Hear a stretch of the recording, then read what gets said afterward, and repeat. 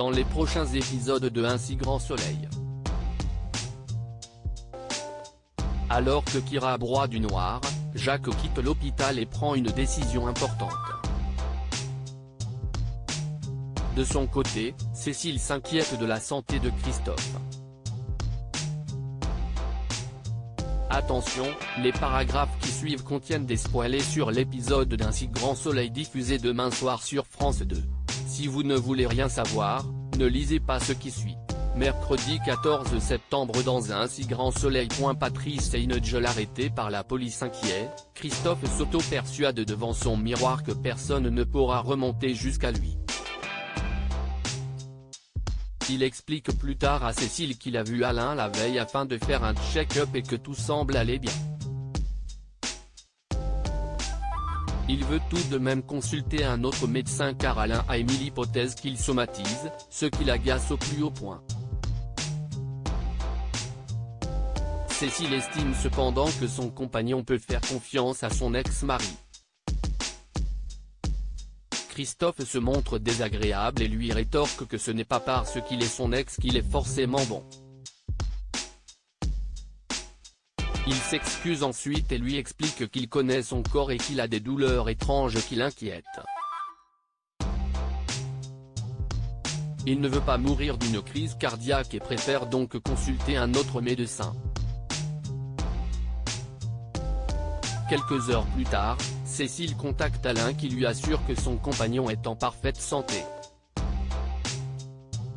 Le cœur de Christophe va très bien. Plus tard dans la journée, Margot déjeune avec Cécile, qui se montre distante. La jeune femme cherche alors à savoir si sa sœur s'est disputée avec Christophe. Mais la juge Alphand estime que si elle doit parler de son compagnon à quelqu'un ce ne serait certainement pas à sa sœur, car elle sait pertinemment qu'elle ne le porte pas dans son cœur. Mais Margot a le sentiment que Cécile n'est pas heureuse. Cette dernière lui réplique sèchement qu'elle a juste besoin qu'elle lui laisse un peu d'air. Margot décide ensuite d'appeler directement Christophe. Elle lui explique qu'elle a déjeuné avec Cécile et qu'elle a senti que sa sœur n'allait pas bien. Pour elle, c'est à cause de lui. Il lui demande alors de le lâcher car elle se fait des films. Margot lui met la pression. Sa sœur est ce qu'elle a de plus précieux, elle fera donc tout pour la protéger, même lui parler de ses petits secrets. Au commissariat, les enquêteurs tentent de faire parler le téléphone. Ils annoncent alors à Becker qu'ils ont réussi à remonter jusqu'à l'endroit où se cachent Pascal et Heinegel. 3 voitures de police se rendent immédiatement sur les lieux. Franck aperçoit les policiers arriver et s'enfuit immédiatement. Patrice, qui est dans l'incapacité de marcher, décide de rester pour se rendre. Lorsque la police entre, Thierry coffre le criminel qui ne présente aucune résistance. Léonore avoue ses sentiments à Marc. Léonore aimerait se réconcilier avec Marc. Elle lui explique une nouvelle fois qu'elle n'avait pas eu l'intention de faire mal à qui que ce soit.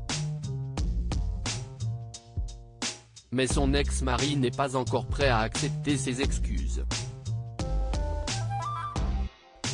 Léonore insiste et lui confie que, si elle a perdu pied, c'est parce qu'elle est toujours amoureuse de lui. Elle ne voulait pas le perdre, mais ses actions ont eu l'effet inverse. Marc ne s'attendait pas à une telle déclaration. L'arrivée de Louis met fin à leur conversation. Alors que Jacques s'apprête à quitter l'hôpital, il remercie Jeannette et son équipe pour leur travail. Tout le monde a été adorable avec lui, ce qui l'a probablement aidé à se rétablir aussi rapidement. La médecin lui rappelle une dernière fois qu'il doit bien prendre soin de lui. Marc emmène ensuite son père faire le tour de l'exploitation. Il en profite pour lui confier qu'il avait failli vendre la propriété à une promotrice immobilière pendant son coma. Mais dès qu'il s'est réveillé, il a tout annulé. Jacques lui répond alors qu'il aurait dû aller jusqu'au bout de la vente.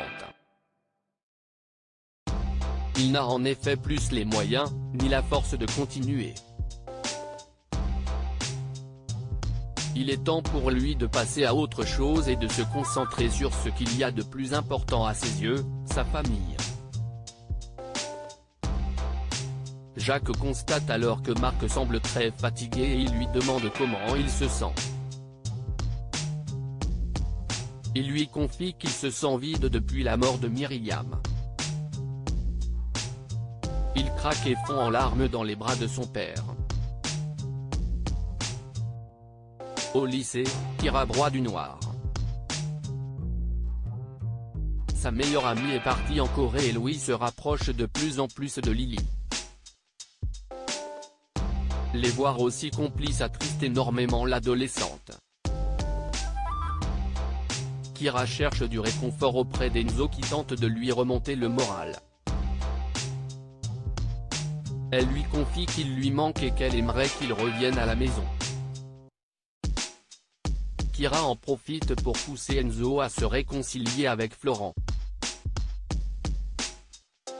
Il déménage ce week-end, ce serait l'occasion idéale pour qu'il se rabiboche. Le jeune homme reste silencieux. De son côté, Elisabeth est débordée. Elle se demande si elle est encore à la hauteur et elle a perdu le goût du travail. Pour Alain, il n'y a plus de doute, sa compagne est au bord du burn-out. La voyant déprimée, il lui offre un séjour en Grèce. Ils partent à la fin de la semaine.